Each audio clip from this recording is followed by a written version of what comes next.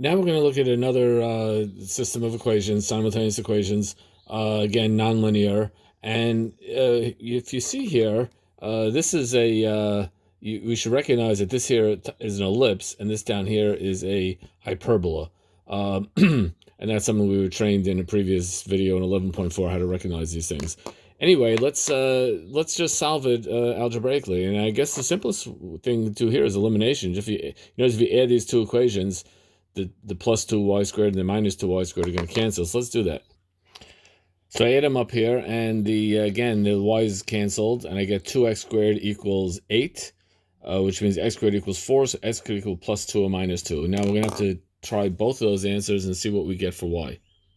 First, let's go with x equals positive 2. So I want to plug that into the top equation, and I want to plug it into the bottom equation.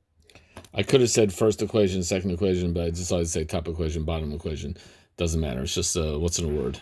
Arose by any other name and all that. Anyway, if I plug in x equals 2 to the first equation, I get 2 squared plus 2y squared equals 10, 2y squared equals 6, y squared equals 3, y equals plus or minus rad 3. Now let's see if the second equation agrees with either one of these. Now if I plug 2 into the second equation, I get 2 squared minus 2y squared equals negative 2.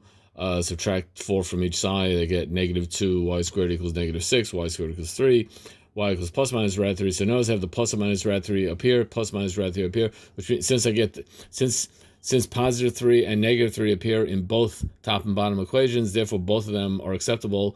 So this gives me 2 points of intersection, 2 comma rad 3 and 2 comma negative rad 3. So we have 2 solutions already. However, we're not even done yet, because that was just exploring x equals 2. What about x equals negative 2? Well, for x equals negative 2, I'm going to have pretty much the same thing. Because negative 2 squared is the same thing as positive 4. Subtract 4 from each side. 2y squared equals 6. Y equals 3.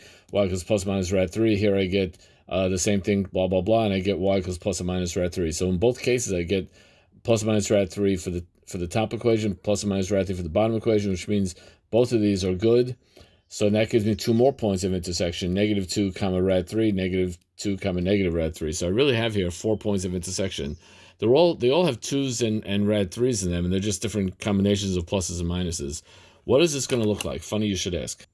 It's going to look like this right here. The top equation is a ellipse, as I mentioned before. The bottom equation is a hyperbola, as I mentioned before. And the ellipse and the hyperbola intersect in this case, 4 places. Now, again, when you have an ellipse and hyperbola, a lot of possibilities. Oh, by the way, I'm going to let you figure out how I knew that point was rad 10 and that point is rad 5. I'll let you figure out from the equation how I knew that. But anyway, and also that point is 1, that point is negative 1. You can figure it out. I'll let you figure that out. Anyway, there are many possibilities with a hyperbola and ellipse. I could have one solution like this. I could have 2 solutions like this where it's tangent, just tangent, and here it's just tangent. Here I have no solution because the ellipse misses the hyperbola. Here's 3 solutions because it's tangent over here, but it hits twice over here.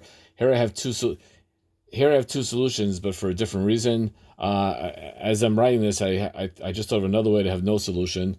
You could have no solution because the ellipse is up in here. There are many possibilities in the geometry of it, and these are reflected in the algebra. If that's the case, you're going to find that when you go through all the algebra, we went through the algebra first, and we found 4 solutions just using the algebra.